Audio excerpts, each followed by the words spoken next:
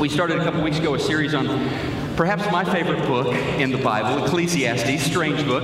It is a philosopher's paradise, this book. It is not so much about God. It is not so much about doctrine, theology. It is about life down here. In fact, he's going to use this phrase, under the sun, to talk about life down here. Life excluding, essentially, for the majority of this book, excluding thinking about God, excluding thinking about heaven, an afterlife, things like that, and just thinking about what would it be like if there was no God? What would it be like if we just looked at the different things that people used apart from God to find meaning?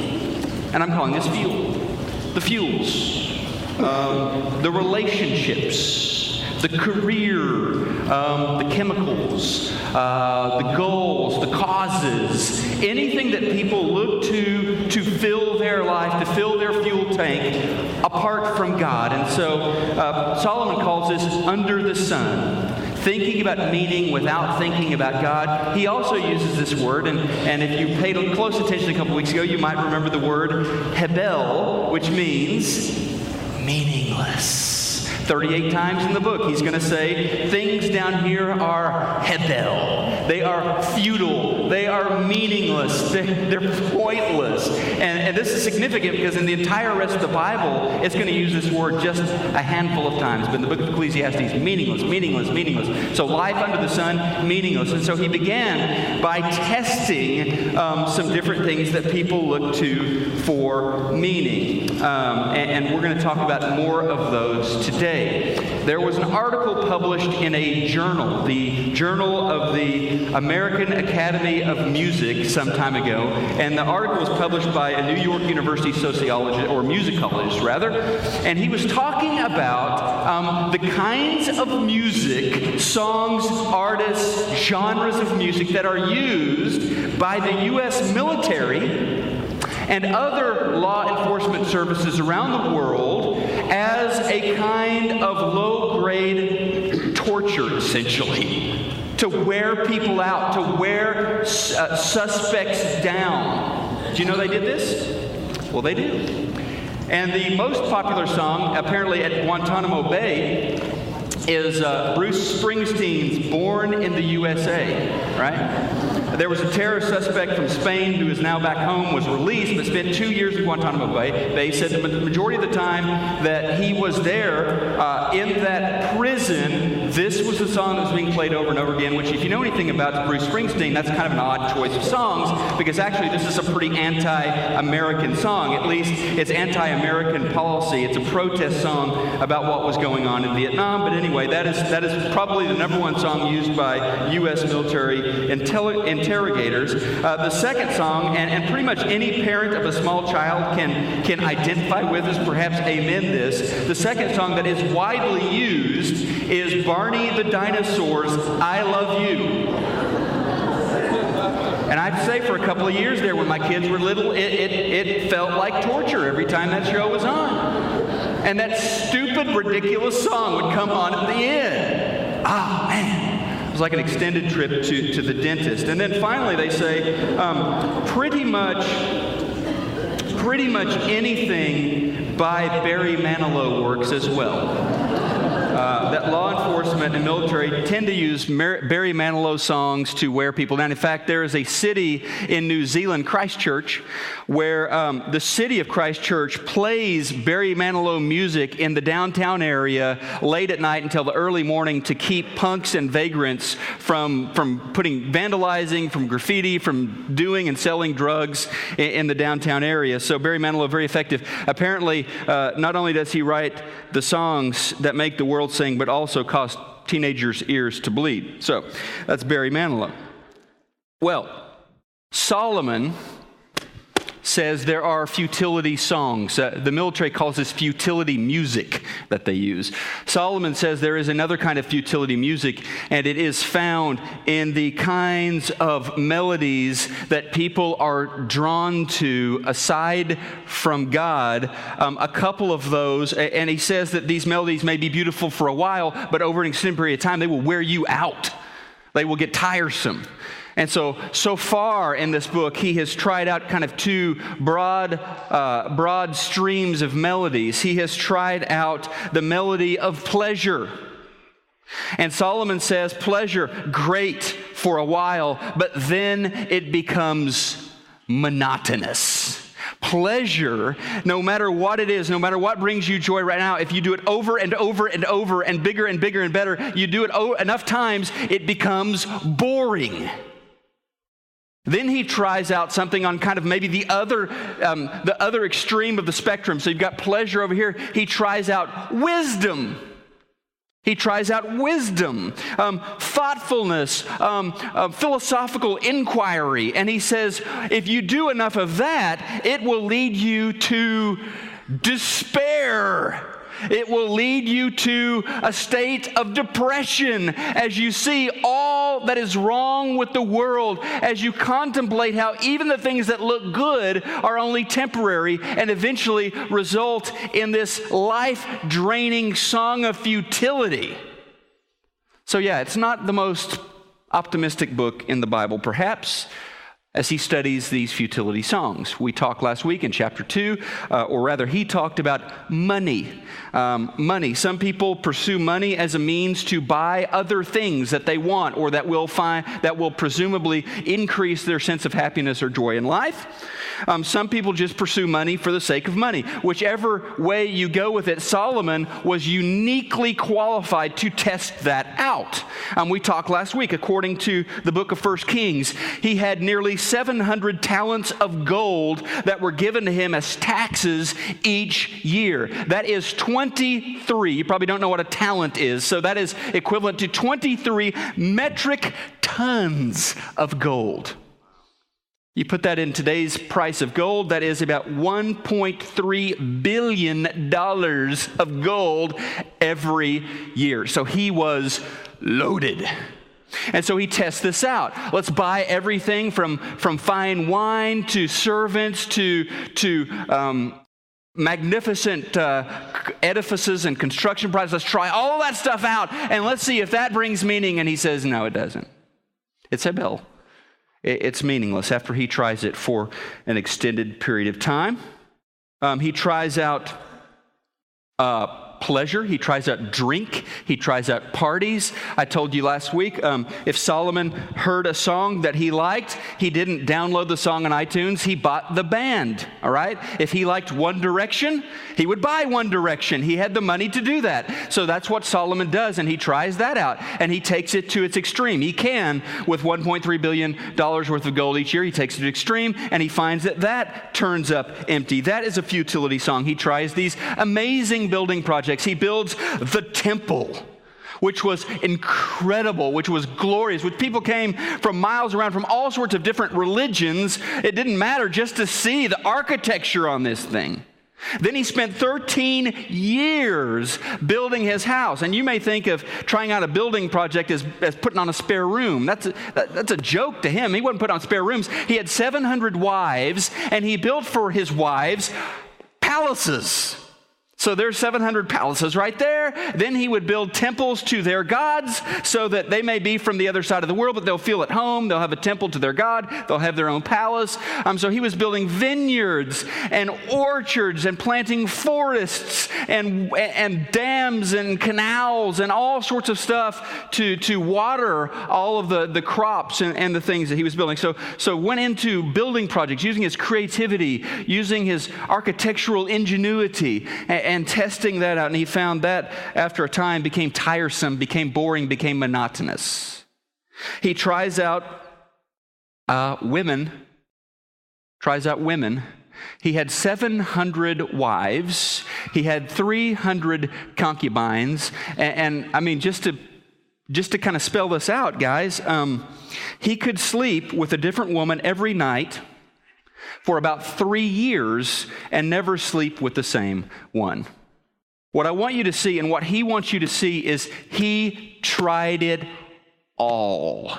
Everything at his disposal, every kind of fuel that people look to find something, anything, he tries it out, and he tries it out full bore.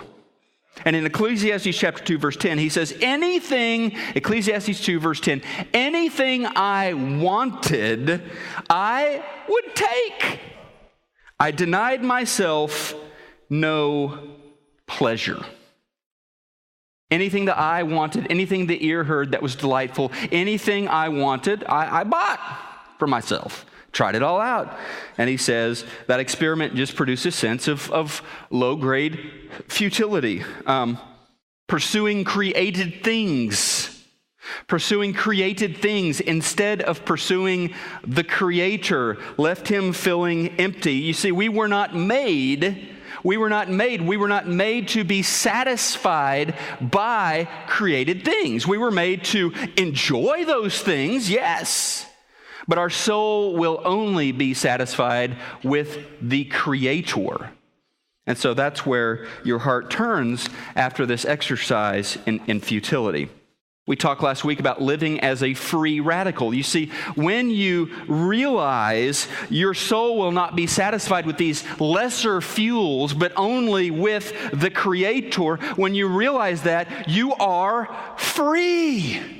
You are free to enjoy the good things that God has put in this world. You are free to enjoy, for example, relationships. You can enjoy a relationship with another person without being a slave in that relationship. A slave to their opinion, a slave to the applause of other people, because really only the opinion of one matters to you. And that's your Father God.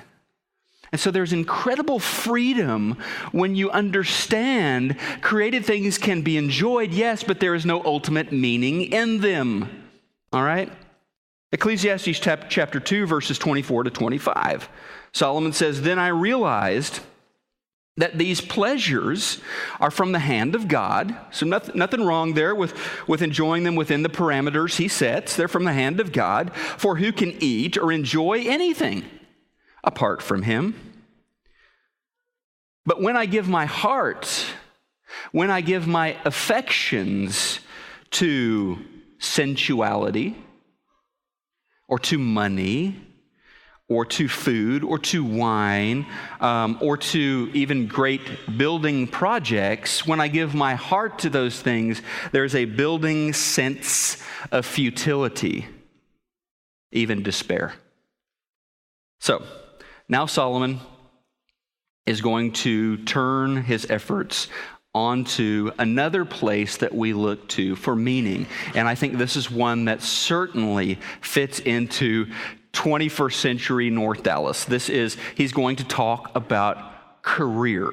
He is going to talk about work. All right? So let's go there in chapter 2, and let's read verses 18 to 23, chapter 2.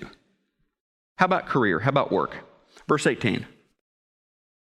He says, "I came to hate all my hard work here on earth, for I must leave to others everything I've earned.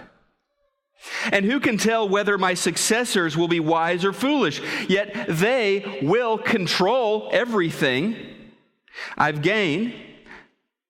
Everything I've gained by skill and hard work under the sun. How meaningless." Verse 20, "So I gave up in despair, questioning the value of all my hard work in this world. Some people work wisely with knowledge and skill. Then they must leave the fruit of their efforts to someone who hasn't worked for it. This too is meaningless. It's Hebel. It's a great tragedy." So, what do people get in this life for all their hard work and anxiety? Their days are filled with pain and grief. Even at night, their minds cannot rest. It is all meaningless. So there were things about work that caused Solomon's heart to despair. And I think I asked you this question the first week. Is there something about your work? Maybe you're a student. Maybe you're a doctor, a lawyer. Maybe you're a plumber or you're a school teacher. Is there something just hardwired into your work that drives you nuts?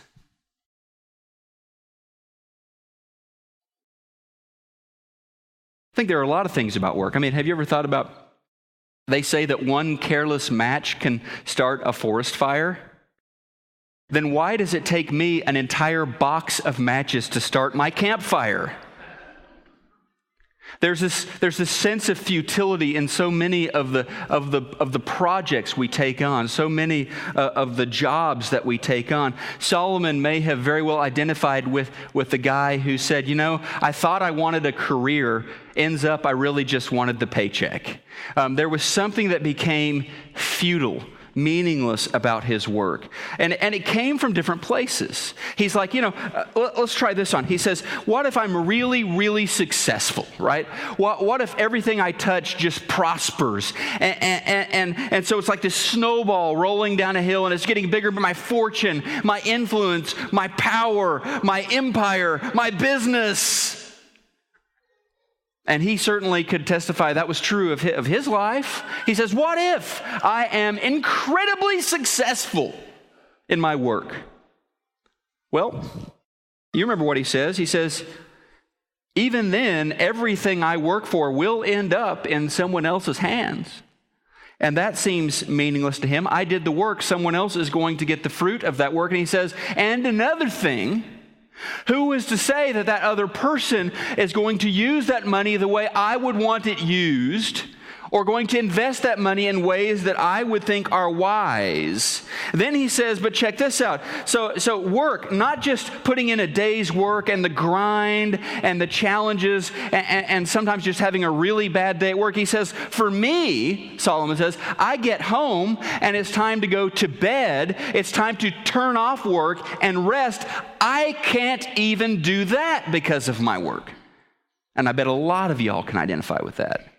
Even when it's time to be on vacation, you got your phone with you, checking in with the office. Even when it's time to completely turn off and just sleep for 6 hours or 8 hours. You can't. The worry, the responsibility, the crisis, the personnel issue, it's bouncing around in there and you can't even rest. And Solomon says, I find in work this sense of futility. Now, let me be clear about this. The Bible does not teach that work is a bad thing. It is one of the good things that God has allowed us to do.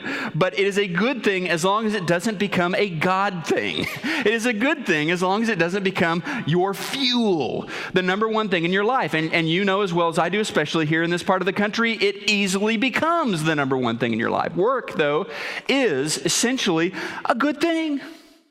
I mean, Paul writes to the Colossian church in Colossians 3:23, whatever you do, work at it with all your heart, as working for the Lord, not for men. I like that word, whatever. You could be digging ditches. You could be studying for your final exam. You could be putting a filling in somebody's tooth. Whatever it is, he says, do it. And it can be an act of worship to God. If God is at the center of your life, if God is number one, if he is the one who you worship, then any kind of task you perform, if you throw your heart into it, becomes a glory to God because he's the one who gave you the talents. He's the one who gave you the opportunity. He's the one who gave you the health to be able to do whatever it is you're doing. And in Hebrew culture, to this day, Orthodox conservative Jews will honor the Shabbat and keep it holy. And that reminds them that God himself is a God who works because it all goes back to the beginning. And for 6 days, God is creating, God is building, God is working. For 6 days, he sweats and toils and creates the universe. And then on the seventh day, he rests. And so the Jews are reminded by God himself as the model of work that there is a rhythm to life of 6 days of work and 1 day of rest. So the Bible affirms from God's own heart himself that work is a good thing, but as a source of ultimate meaning, not so much. Not so much. Work makes a lousy God. It really does. A career is great, but putting the career at the center of who you are is a futility song. Now, Y'all may remember, if you're old enough, or perhaps the song is just so big and so it was so famous that you remember it, even if you're not so old, but you may remember the bird song from the 1960s that came from the book of Ecclesiastes, Turn, Turn, Turn. Well, this is Solomon's futility song. It's not Barney's I Love You. It's not anything by Barry Manilow. He wrote the original futility song. And so let's read this. You are familiar with this. Let me just preface with this. The first 8 verses of Ecclesiastes chapter 3. Let me just preface with this. I think sometimes we get this song wrong. We love the cadence. We find something beautiful about this song. I don't believe he meant this song to be a sweet song. I believe that he originally meant this to fit in with the theme of the book, which is meaninglessness. Here we go. Verse 1.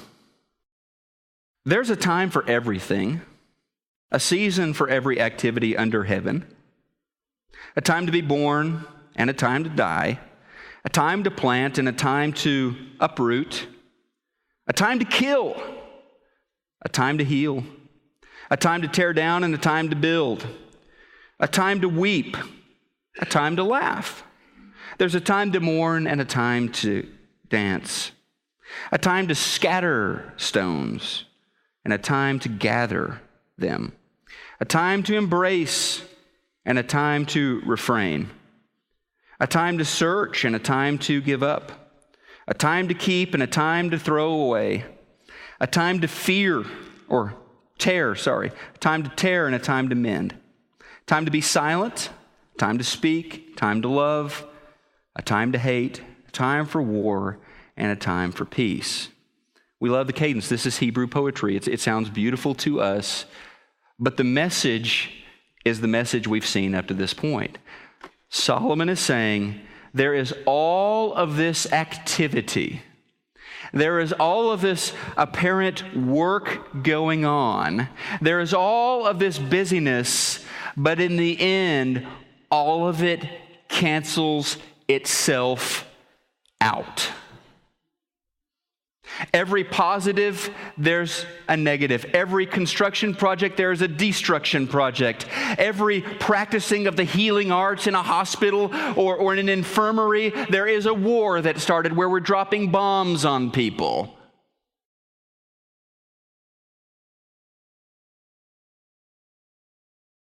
And so under the sun, he says, it's all Habel. It's all pointless. And while activity, virtually any activity, can produce a sense of drudgery, can produce a sense of even being torturous at times, and while even the pleasures of life, repeated often enough, can become boring, there is something more. Chapter 3, verse 11, Solomon says, and I'm so glad he puts this little nugget in here for us this morning, because it was beginning to get very depressing. He says in verse 11, He, God, has also set eternity in the hearts of men, yet they cannot fathom what God has done from beginning to end. They cannot fathom what God has done from beginning to end, but He has set eternity. He has set in our hearts this sense that there is more than what we see under the sun, more than what we see in the physical universe. And at times we may experience this low-grade sense of meaninglessness, of futility, even despair, but there is a seed in the heart of each person that there is more, that under the sun is not all there is to it, and there is something in us that is burned onto the hard drive of our heart that longs to experience this something more. And while we may exhaust all of the activities and the dreams we have in the physical world, or even in the philosophical world, or in scientific inquiry and pursuit, none of that will address the hole in the heart. None of that will address this feeling that there is something more. And I've always found it curious that anthropologists or historians look at cultures from thousands of years ago until today, and they find that every culture worships something. Every culture thinks there must be something more. Some of it's very base, some of it's very crass, some of it looks very wrong to us, but there is in every culture, from ancient times till modern times, a need, if you will, to worship. And even when a place like, say, the Soviet Union or North Korea says, no, we're going to be an atheist country, they end up worshiping something else, the state or the supreme leader. There is this sense that there is more than what we see under the sun, and the Bible has an explanation for that. While there may be some atheists or some agnostics in every culture in the world, God says there is worship going on because He has set eternity in our hearts. Finish up with a story about a friend of mine, Paulina Gomez. She is a Brazilian. I got to know her, and she's a friend of mine. Paulina Gomez had a very successful woman career-wise. In fact, so successful was her career, so important was her career, that at one point she had to make a choice between career and family. She ended up divorcing and throwing herself completely into her career. She had a PhD in philosophy. She taught philosophy at one of the universities in Rio. She had a PhD in legal studies, in jurisprudence. She taught in a law school there in Rio. She published books. In fact, some of her books were used as textbooks in law schools around Brazil. She was, or is rather, a very, very successful woman career-wise. But when she kind of found herself at the top of the heap, she had that feeling that you read in the book of Ecclesiastes, that feeling like, this isn't what I thought it was going to be. This isn't satisfying. I'm still unhappy. And so I enjoyed so much getting to know her. I enjoyed so much getting to talk philosophy with her over a cup of coffee. I mean, we had some great conversations. What I enjoyed most was seeing her come to know Jesus. I loved that. Here she is, nearly 60 years old. She has chased every rabbit that was remotely interesting to her in her career path, and she's still unsatisfied. Then she meets a new philosopher, a philosopher king named Jesus. And more interesting to Paulina than his particular philosophies, his particular theories of life, was the person of Jesus himself. Turns out that the truth she had always been looking for, and we all look for truth, whether you are a scientist or a philosopher or whatever you are, our hearts search for truth. It turns out the truth she had always been looking for was a person. It was Jesus. And as Jesus shares about himself in John 14, verse 6, he affirms, I am the way and the truth and the life. And when she found Jesus, it helped her order the other truths in her world that she had discovered, that she had found. It helped her make sense of those. It awakened, it made her life come alive in new ways. She had a daughter who she'd been estranged from for many years. All of a sudden, she reconnected with her daughter, and then eventually with her daughter's son, her grandson. Her career became exciting once again as well. It was amazing to watch how her life came alive when she answered the call of eternity in her heart, and she put Jesus first. I think that's what Solomon is doing here. I really do.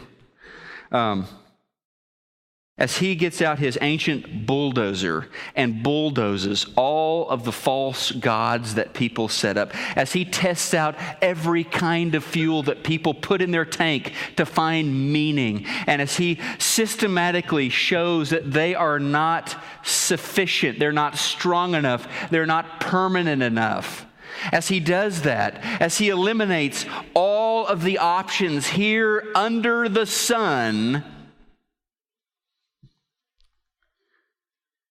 he leaves us listening to that song, and it's not a futility song. The song that our heart has been playing all of the time says, there is something more. And then we find in Jesus the something more we've been looking for. Meaning for this life and meaning even beyond this life. The freedom and the purpose our hearts have always been looking for.